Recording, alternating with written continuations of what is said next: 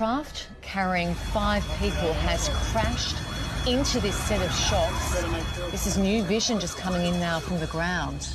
We're going back to our reporter on her way to the scene, very close now, Christy Mayer.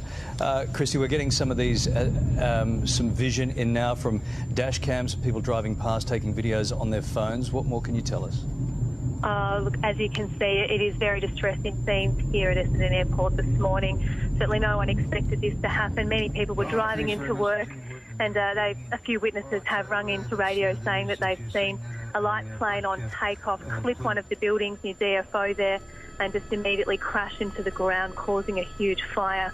Now, since then, we are still trying to establish the facts as to exactly what sort of plane this was and how many people were on board, but we do understand it may have been a charter plane bound to King Island, which is a popular tourist destination, and we understand there may have been as many as 5 people on board.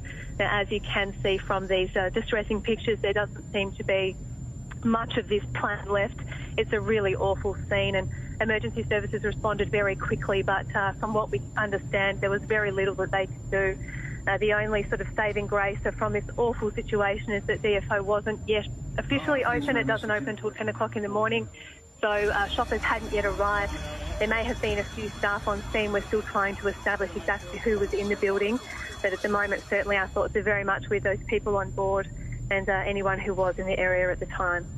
Yeah, there are some reports. There were early reports that it was in fact an air ambulance. Now that's been discounted now. We've been told it's a Beechcraft aircraft that was on its way to King Island. That's right. Yes. It's a very popular tourist plane. They take off every day. They've been based here for a very long time. Many people do come over to King Island in these light aircraft.